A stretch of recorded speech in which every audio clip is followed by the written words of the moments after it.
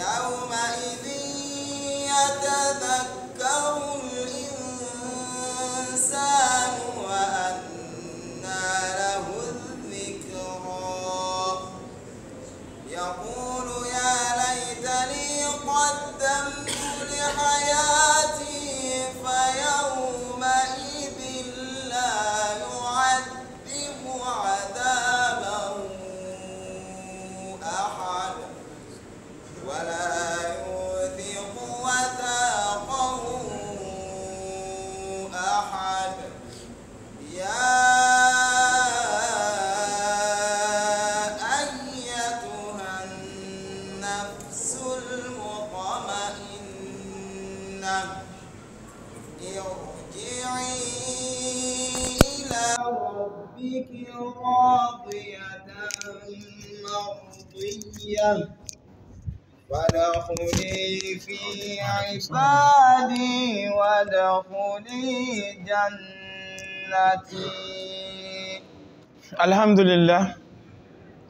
Alors ces versets, nous avons déjà vu, je crois, à partir de Fa'ammal insanu jusqu'au niveau Kalla idha dukkatil ardu dakkan dakka. Donc rapidement, voici ce que nous disons. A'udhu billahi minash shaitanir rajim. Je cherche la protection auprès d'Allah contre le Satan banni.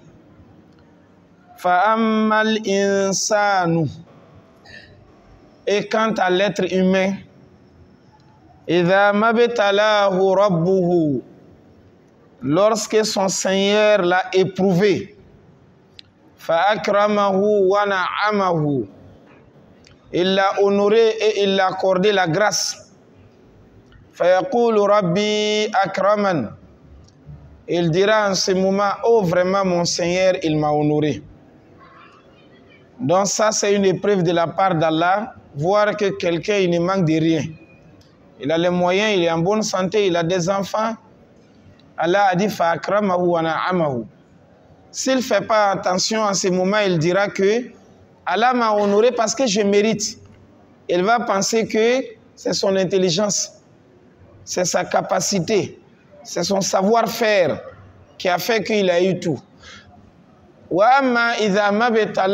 Mais lorsque Allah l'éprouve aussi, faqadara alayhi rizqahu, et il a restreint sa chance, sa subsistance, ce qu'il trouve. Alors rien ne marche, il ne trouve plus. Faqadara alayhi rizqahu. Fayaqulu Rabbi ahanan. À ce moment, il dira, ah vraiment Allah m'a humilié. Ahanan, Allah m'a dégradé. Allah subhanahu wa ta'ala dit, mais non. Bal la tukrimuna al-yatim. Parce que vous n'honorez pas l'orphelin. On a dit ici la fois passée qu'un orphelin en islam, c'est celui qui a perdu son père à bas âge. Mais lorsqu'on a déjà grandi, que le papa est mort, celui-là n'est pas orphelin.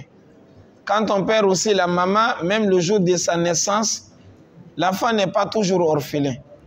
Mais il est orphelin lorsque il perd le père à bas âge. Et celui qui s'occupe de celui-là, il est en train de faire un acte qui est beaucoup aimé par Allah subhanahu wa ta'ala. Allah subhanahu wa ta'ala a dit, bal la tukrimuna al-yatim. Wa la tahadduna ala ta'amil miskin, et vous n'incitez pas à nourrir le pauvre. En arabe, al-miskin, c'est un pauvre. Al-faqir, c'est un pauvre. Tous les deux sont des pauvres. Mais on a un qaïda qui dit kalimatani idha ijtama'a tafarraqa wa idha tafarraqa ijtama'a. Lorsque ces deux mots-là sont côte à côte, en ce moment, leur sens sera séparé. Quand on dit al-fuqara ou al-masakin, fuqara, pauvre, masakin, pauvre. En ce moment, on va diviser. Idha ijtama'a iftaraqa. Donc on va dire celui-là c'est nécessité et l'autre c'est pauvre. c'est comme muslim avec mu'min. Muslim, c'est un croyant ou bien c'est un musulman. Mu'min, c'est un croyant ou bien un musulman. Mais lorsqu'on dit al-mu'minina wal-mu'minat, wal-muslimina wal-muslimat, ou bien on dit al-muslimuna wal-muslimat, wal-mu'minuna wal-mu'minat, là, on va séparer les sens. On va donner un sens à ça et un sens à l'autre. Maintenant, entre faqir, qui veut dire le pauvre, et miskin, qui veut dire également le pauvre, qui est plus pauvre que qui? Sur ça, les savants se sont divergés. D'autres ont dit c'est faqir qui est plus pauvre que miskin. D'autres ont dit non, c'est miskin qui est plus pauvre que faqir. Mais on revient encore dans le Coran pour nous départager entre faqir et miskin. Lorsque Moussa avec Khadir, ils étaient en train de faire leur apprentissage et que Khadir a eu à trouver la pirogue, Moussa a dit ce que tu as fait n'est pas normal.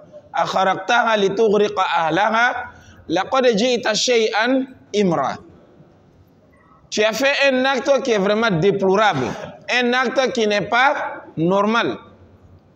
Lorsque Khadir voulait donner maintenant la signification de ce qu'il a fait, il dit Amma safinatu fakanat limasakina ya'maluna fil bahri fa'aradtu an a'ibaha wa kana wara'ahum malikun ya'khudhu kulla safinatin ghasba.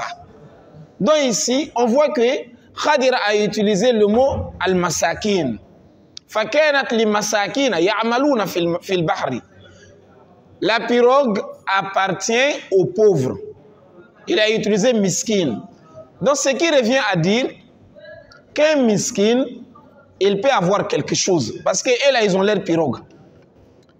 Donc si le miskin peut avoir quelque chose, c'est-à-dire il a la nourriture d'un mois, ou bien il a même la nourriture de 2 semaines, il est miskin.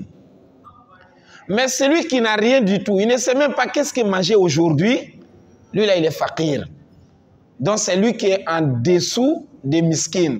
Donc le miskin, c'est un pauvre mais qui est mieux que le faqir. Parce que Khadir a dit ici, la pirogue appartient au miskin. Donc le miskin, lui, il a quelque chose qui peut le permettre de vivre. Ou bien il a quelque chose qui le permet de vivre pour un moment. Mais le faqir, lui, il n'a rien du tout. Donc Allah a dit, Wala tahaduna, et vous n'incitez pas ala ta'amil miskin à nourrir le pauvre. Wa ta'kuluna turatha, et vous mangez l'héritage. Aklan lamma, d'une façon dépassée. Aklan, d'une manière de manger, lamman, débordé. Donc l'héritage est sacré. Voilà pourquoi le messager d'Allah subhanahu wa ta'ala va dire ceux qui mangent l'argent des orphelins, c'est comme ils sont en train de manger du feu. Papa meurt, voici son frère vient, il s'accapare de l'héritage des enfants. Ce qu'il est en train de manger, Allah subhanahu wa ta'ala a dit ce n'est que du feu. Wa ta'kuluna turatha aklan lamma wa tuhibuna al-mala hubban jamma. Et vous aimez de la fortune, vous aimez la richesse, hubban, d'un amour, jamma, sans limite, sans borne. Kalla idha dukkatil ardu dakkan dakka. Maintenant, lorsque la terre sera pulvérisée, la terre va se rendre en poussière, la terre va se rendre plate. Allah il nous rappelle maintenant du jour du jugement. Dakkan dakka, d'un coup. On voit du coup, il n'y a rien sur la terre. Il n'y a plus d'eau, il n'y a plus d'arbres. La terre est devenue toute plate. Allah subhanahu wa ta'ala il nous rappelle de cette réalité. Alors on commence à partir d'ici, qui est le début du tafsir d'aujourd'hui.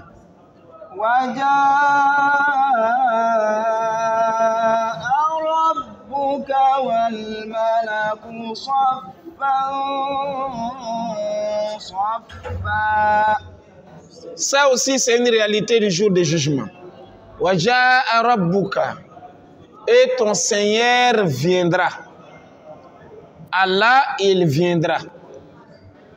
Wal malaku, et l'ange, ou bien et les anges, sofan sofa, en rang. Les anges viennent pour se mettre en rang.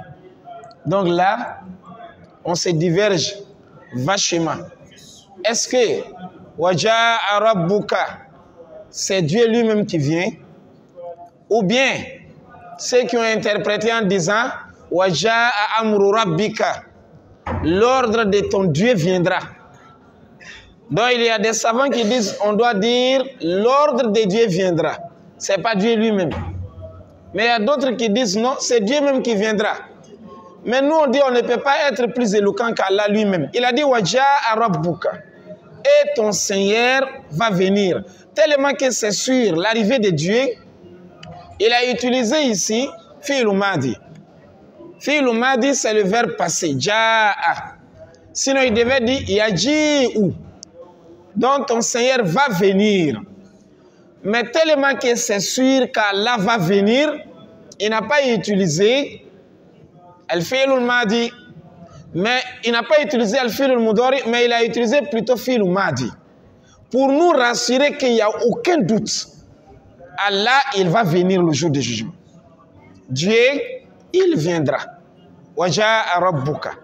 Donc il a utilisé une formule si on veut interpréter mot à mot. Waja'a Rabbuka, et ton Seigneur est venu. C'est comme il est venu déjà. Pour montrer qu'il n'y a pas de doute, Allah va venir. C'est comme lorsqu'il nous dit dans Suratul Nazi'at, avec Suratul Abasa, Faïdha ja'ati tammatul kubra, Faïdha ja'ati sokha. Pour montrer que c'est tellement sûr, Allah subhanahu wa ta'ala, il va utiliser le verbe passé pour dire qu'il n'y a pas de doute. Alors il viendra. Waja'a Rabbuka, Allah va venir. Mais nous n'avons pas la connaissance pour savoir comment il viendra. Comment Allah va venir au jour du jugement. Mais ce qui est sûr, ce que nous devons aussi croire, c'est qu'Allah a dit il va venir, donc il va venir au jour du jugement. Wal malaku, et les anges aussi seront là. Sofan sofa, ils vont former des rangs. Ces anges.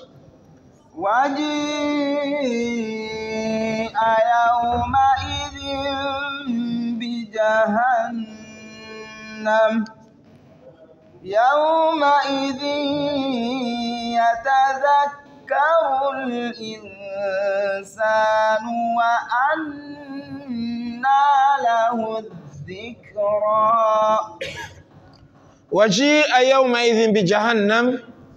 On fera venir ce jour-là le feu de l'enfer. Jahannam. On va l'amener. On a dit ici que le messager d'Allah a dit le feu de l'enfer est tenu par des anges. Le feu de l'enfer a 70 000 laisses. C'est-à-dire, c'est comme la corde. La laisse, c'est comme la corde, le fil. C'est par ces fils-là que les anges vont tenir le feu de l'enfer pour pouvoir le maîtriser. 70 000 laisses.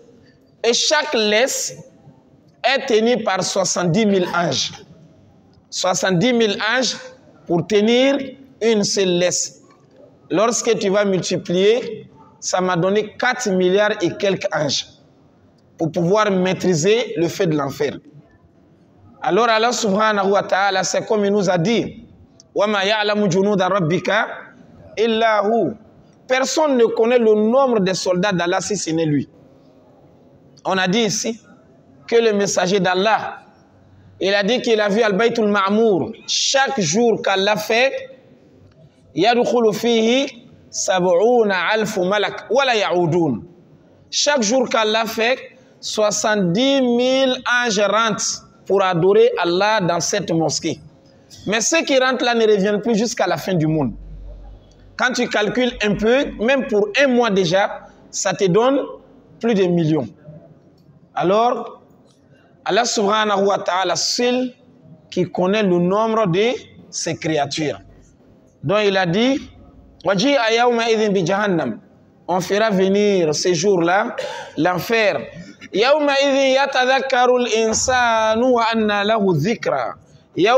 Ces jours-là, le jour du jugement, l'homme va se rappeler. Mais à quoi sert son rappel? Il se rappelle, il fallait que je puisse faire du bien. Même les biens qui ont été faits par les musulmans, eux aussi vont dire, il fallait que je puisse ajouter. Donc l'être humain va s'accuser. Celui qui a fait du bien, il se dit, il fallait que je puisse augmenter. Celui aussi qui a fait du mal, il va dire, ah, il fallait que je puisse faire du bien. L'homme se rappelle de son passé et il regrette du temps qu'il a perdu. Mais à quoi sert son rappel? À quoi va servir le rappel de l'être humain? C'est comme ce qui se raconte dans les livres de la langue arabe. On dit, il y a un homme, il avait un sac rempli de pierres. Le sac, on a rempli de cailloux, on l'a donné. Lui, il est arrivé quelque part, il a vu un fleuve devant lui. C'était dans la nuit. Il a commencé à prendre les cailloux dans le sac un à un pour jeter dans le fleuve. Quand il a jeté le premier, il voit vraiment l'eau est en train de jaillir d'une manière, ça le plaît. Il a pris encore un autre caillou, il a jeté. Il a pris l'autre, il a jeté. Il est resté en train de jeter les cailloux jusqu'à l'aube. Quand il a commencé à faire jour maintenant, il n'y avait qu'un seul caillou qui était resté. Il a pris ces cailloux-là, il regarde dans sa main, c'est du diamant qui est là. Là, il dit, ah, donc tout ce que j'ai jeté dans la nuit était du diamant. Parce que lui, il ne savait pas ce qu'il jetait, il ne regardait pas. Il était dans la nuit. Maintenant qu'il commence à faire le jour, il voit le dernier qui reste là, c'est du diamant, ce n'est pas le caillou. Il dit, ah, ce que j'ai jeté là, comment je peux retrouver ça encore? C'est comme l'homme, quand il est à la fin de son souffle. Le temps qu'il a perdu là, il était en train de causer, comme on dit souvent, je vais tuer le temps. Tu n'as rien à faire, tu t'assois seulement, vous êtes en train de jouer la carte. Ou bien vous êtes en train de jouer avec la dame. Le temps que tu as perdu là, quand tu es prêt à mourir, là, vraiment le temps était important comme ça. Il commence à regretter. Le messager de Dieu, il était avec les compagnons, ils sont rentrés dans un cimetière. Il a montré une tombe. Il dit, celui qui est ici en ce net moment là, si tu le ressors, qu'il vient au monde, tu le demandes, on va te partager le monde entier et son contenu. Ou bien on te permet de prier 2 rakas pour Allah, il dit la personne va choisir 2 rakas. Parce que la personne a reconnu la valeur des 2 rakas maintenant. Donc, l'être humain, quand il va arriver au jour du jugement, il commence maintenant à regretter le temps passé. Voilà pourquoi on nous dit, il y a 3 choses, quand on les perd, on ne peut plus les rattraper. Il y a 3 choses dans la vie. Quand tu les perds, c'est fini. La première de ces choses, c'est le temps. Quand tu perds le temps, tu ne peux plus rattraper ce temps. Tu as joué avec ton temps. La jeunesse est partie. Tu ne peux plus rattraper. La deuxième de ces choses, c'est la confiance. Quand quelqu'un te fait confiance, arrange-toi pour ne pas perdre cette confiance. Si tu as perdu la confiance, qu'il s'est assis un jour et dit, ah, moi je ne savais pas qu'un tel était comme ça. Voici ce qu'il m'a fait. C'est fini, hein? Jusqu'à la fin de ta vie, il ne peut plus croire à toi. La troisième des choses, c'est la parole. Avant de parler, il faut réfléchir. Quand on parle, c'est comme une bouteille qui est déjà cassée. Même si tu rassembles, tu ne peux plus coller. Même si tu essaies de réparer ta parole, c'est déjà parti. Surtout à nos jours, avec le temps de WhatsApp, le temps de Telegram, de Facebook, on a déjà enregistré, on a balancé. Tu ne peux plus t'en sortir. Alors le temps que l'homme va perdre, Allah a dit, yatadhakkarul insanu, l'homme va se rappeler, wa anna lahu dhikra. Mais à quoi va servir ce rappel? يقول يا ليتني قدمت لحياتي. Yaqulu, l'homme dira ce jour-là, Ya laytani, hélas pour moi. C'est-à-dire c'est une parole de regret. Il a regretté, hélas pour moi. Qaddamtu li hayati, il fallait que j'avance pour ma vie. Il fallait que je puisse faire du bien pour garder, pour avancer ça pour ma vie. C'est la vie du jour du jugement, maintenant il est appelé par sa vie. Dans la vie d'ici, là, il voit que ça c'était une vie passagère. Ce n'était pas la vie normale. C'est comme on a dit aujourd'hui dans la khutbah que Allah aime beaucoup cette communauté. Si tu vois que quelqu'un fait 20 ans, il meurt, il fait 60 ans, il meurt, 100 ans, on dit, ah, il a beaucoup vieilli. Parce que Dieu nous aime. Il ne veut pas qu'on souffre beaucoup. Vivre 1000 ans ici égale à 1000 ans de souffrance. Vivre 1000 ans ici égale à 1000 ans de soucis. 1000 ans ici égale à 1000 années de maladie. Tu ne peux pas voir quelqu'un de nos jours qui va dépasser 60 ans s'il n'a pas une maladie. S'il n'a pas la tension, il a estomac. Il n'a pas estomac, il a diabète. Il n'a pas diabète, il a mal à la dent. Il n'a pas mal à la dent, c'est les nerfs qui dérangent. Dépasser 60 ans sans maladie, c'est un cas exceptionnel. Donc Allah nous prend vite. Voilà pourquoi on a cette ancienne parole, cette vieille parole que les gens disaient qui n'est même pas vraie. On disait lorsque nous étions petits que celui qui prie beaucoup dans son enfance ne va pas vieillir. Il va vite mourir. Mon père m'avait dit, il n'y a pas un mensonge qui dépasse ça. Mon père m'a dit, quand ils étaient petits dans leur groupe, lui, il priait plus que tout le monde. Et on le disait ça. Mais il arrivait un moment, il me disait, mais nos catégories là, il n'y a personne qui a vu encore. Ceux qui ne priaient pas, qui disaient que quand on prie beaucoup, on meurt vite. Il n'y a personne d'entre eux qui est là encore. Donc cette parole n'est pas une vérité. Mais même si c'était vrai, ça montre même que c'est parce que Allah t'aime, il te prend vite pour t'enlever des tentations, pour t'enlever de la pauvreté, des soucis, des maladies.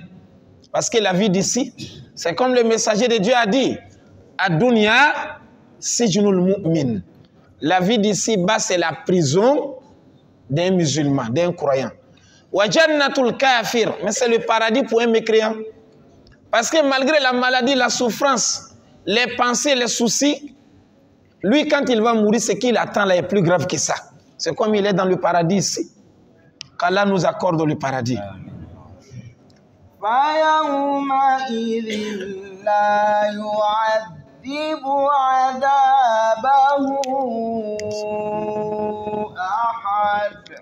Fayawma idhin, ce jour-là, c'est-à-dire le jour du jugement, la yu'adhibu adhabahu ahad. Quelque part, on peut dire la yu'adhabu. La yu'adhibu, on ne va pas châtier adhabahu comme le châtiment d'Allah. Ahad, personne. C'est-à-dire, personne ne saura punir quelqu'un de la punition qu'Allah va faire aux mécréants au jour du jugement. La yu'adhibu adhabahu ahad. Adhabahu, yani adhaba rabbina. Personne ne peut châtier du châtiment qu'Allah a réservé pour les mécréants au jour du jugement. Donc, le pire des châtiments, c'est ce qu'Allah a gardé. On a dit ici qu'Allah subhanahu wa ta'ala a dit Thumma fi silsilatin dhar'uha sab'una dhira'an fasluku.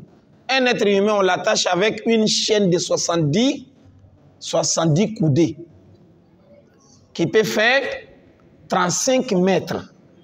On prend ça pour enchaîner quelqu'un, pour le menotter. Ça ne veut pas dire parce qu'il a la force, hein, mais ça veut dire parce qu'il puisse être soumis au feu qui va le brûler. Donc là, yu'adhibu adhabahu ahad. Et l'enfer, on a dit ici, c'est le feu d'ici là, multiplié par combien? Par 70 qui est égal au feu de l'enfer.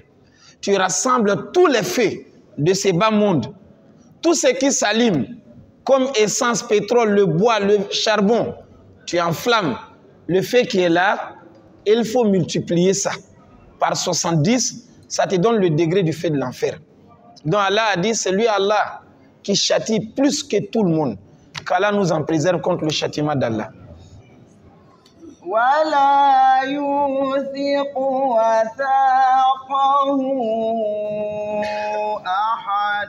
ولا يوثق, et on ne va pas saisir wathaqahu, de la saisie d'Allah, c'est-à-dire on ne va pas tenir quelqu'un wathaqahu, comme la façon dont Allah tient ahad, personne d'autre, la façon dont Allah saisit, la façon il envoie les anges pour torturer les humains, pour torturer les djinns. Parce que cette situation difficile, c'est entre les djinns et les hommes. C'est les deux. Les autres ne sont pas concernés. Toutes les créatures d'Allah sont soumises à la volonté d'Allah, excepté les djinns et les hommes. Ce sont ces deux-là, là où il y a les musulmans et il y a les mécréants. Ce sont ces deux aussi qui seront dans le feu de l'enfer, qui seront punis par Allah lorsqu'ils seront en position de faire plus de mal. Mais les autres créatures, ils reconnaissent la divinité d'Allah. Ils se soumettent aussi à la volonté d'Allah. Donc Allah a dit, personne ne peut saisir, comme de la façon, lui, Allah, il saisit ces jours-là. Ya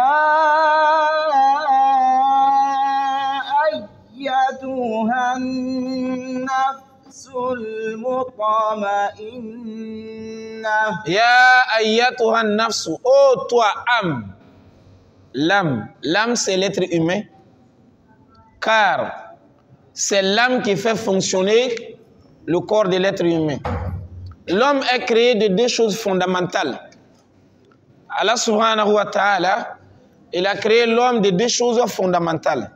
La première de ces choses-là, c'est le corps. Ce corps, à la base, vient de la terre. Et les autres qui sont sortis maintenant de Adam, et ils sont sortis des spermes. Ça, c'est la première chose fondamentale. La deuxième chose, c'est l'âme qui va venir activer, qui va venir faire fonctionner le corps.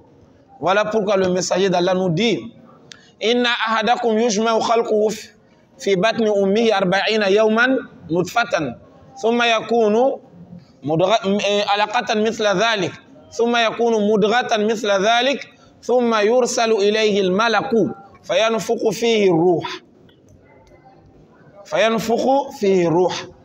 wa yu'maru bi arba'i kalimatin bi katbi rizqihi wa 'amalihi wa ajalihi wa shaqiyyin aw sa'id. Donc l'être humain, Allah subhanahu wa ta'ala, il va former sa créature dans le ventre de sa mère. 40 jours sous forme liquide, 40 jours sous forme sang coulant, 40 jours sous forme chair. Thumma yursalu ilayhi al-malak. C'est là maintenant on envoie l'ange. Fayanfukhu fihi ar-ruh. Il va venir souffler l'âme. Les 40 jours fois 3, ça nous donne 120 jours, qui fait 4 mois. Après 4 mois, on va souffler l'âme. Là, il va trouver maintenant le corps humain. Commence à respirer. Et le premier organe de l'être humain qui commence à fonctionner, c'est les oreilles. C'est les oreilles qui commencent à fonctionner avant tout. Avant les pieds, avant les yeux. Ses yeux ne voient pas, mais les oreilles entendent. Pendant que la bouche n'arrive pas à parler, mais les oreilles fonctionnent déjà. Donc c'est le premier organe qui commence à fonctionner. C'est le Coran qui nous enseigne tout ça. Fadorabena ala adhanihim. Allah subhanahu wa ta'ala, il nous parle de l'oreille. Alors, l'être humain, Allah subhanahu wa ta'ala, lorsqu'il va mériter le paradis, on doit le parler de cette façon au jour du jugement. Ya ayyatuhan nafsul mutma'inna, oh toi âme, c'est-à-dire celui qui détient cette âme. Al-mutma'inna, apaisé. Toi, âme apaisée. Irji'i ila rabbiki radiyatan mardiyya. Irji'i, reviens. Ila rabbiki, vers ton Seigneur, vers ton Maître. Radiyatan mardiyya. Radiyatan, satisfait. Mardiya, agréé. Donc l'âme va être dans son corps qui est son maître. Et en ce moment, qu'est-ce qui va se passer? Allah subhanahu wa ta'ala dit فادخلي في عبادي. il faut te rejoindre à mes serviteurs.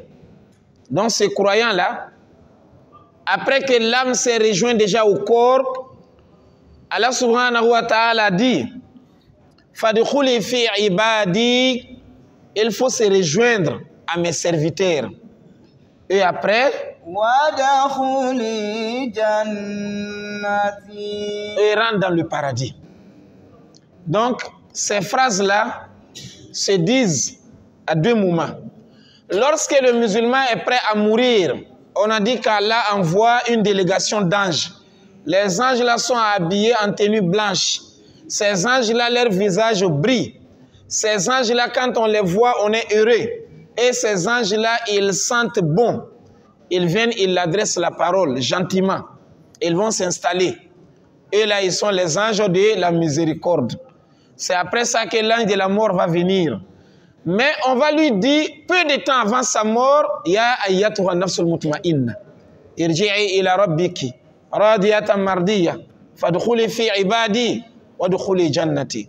Ô toi, l'âme apaisée, reviens vers ton Seigneur, agréé et satisfait. Rentre dans mon serviteur et rentre dans le paradis. La souffrance est terminée. Ça se dit encore au jour du jugement.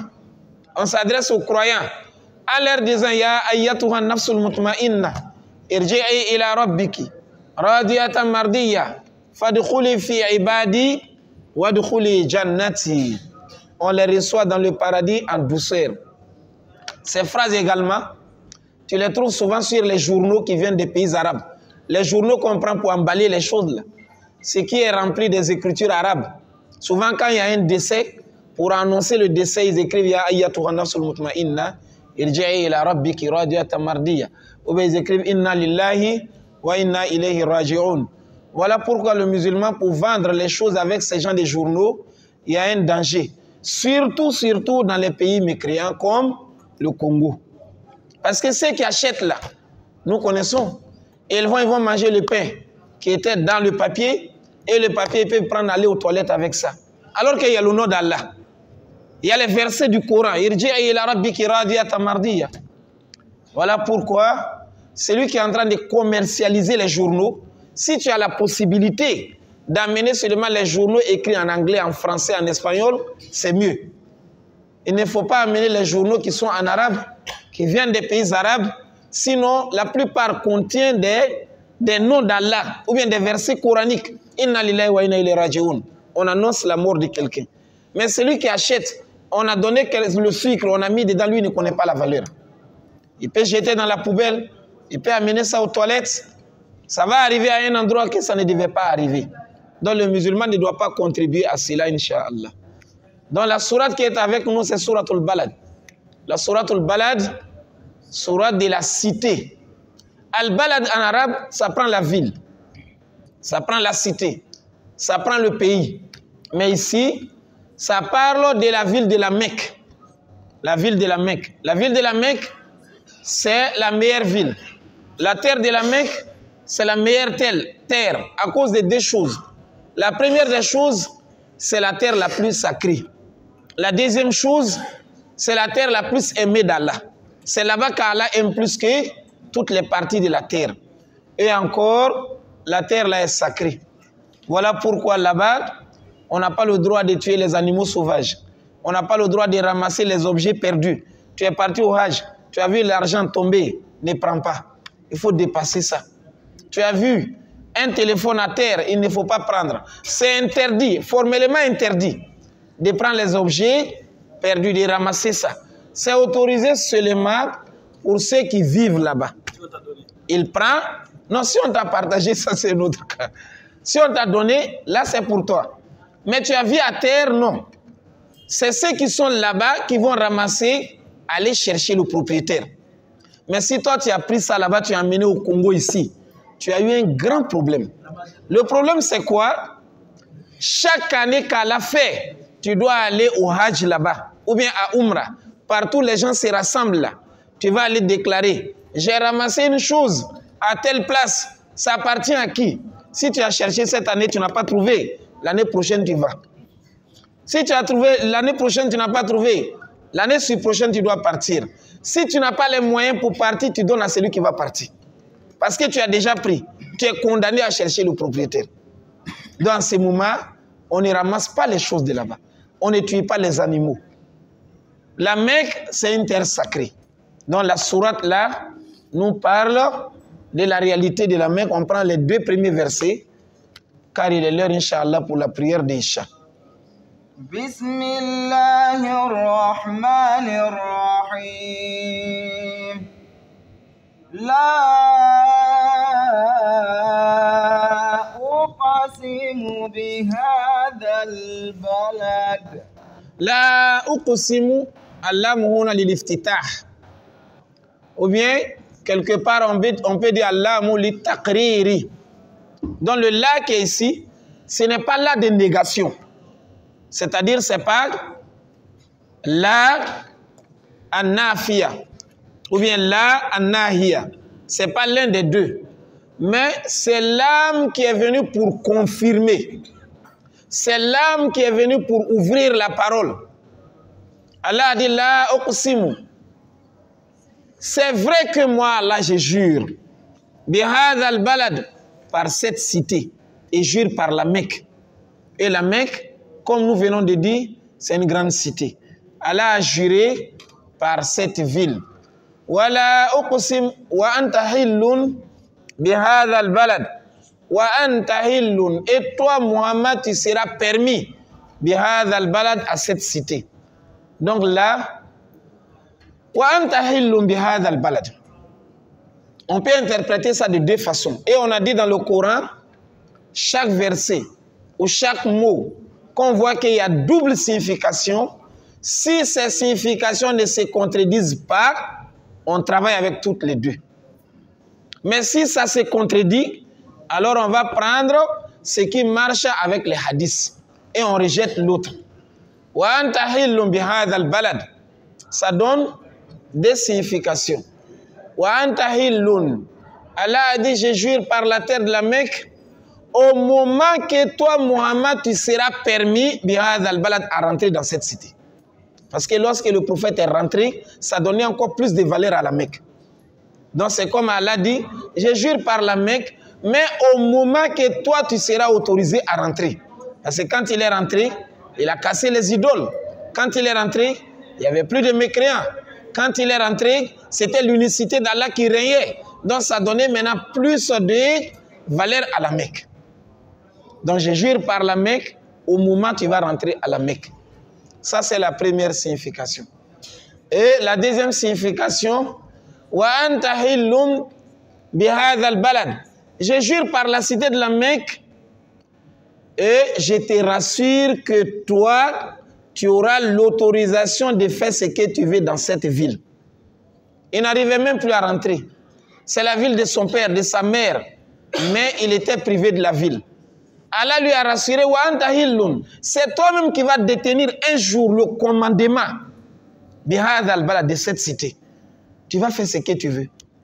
Et Allah subhanahu wa ta'ala, il lui a accordé ce jour-là, c'était Yawm Fathi Makkah, le jour qu'on a conquéri la Mecque, la conquête de la Mecque. Il est rentré à la Mecque, c'était lui le chef. Il pouvait faire tout ce qu'il voulait. Mais il a eu à pardonner ceux qu'il avait fait du mal, Inch'Allah.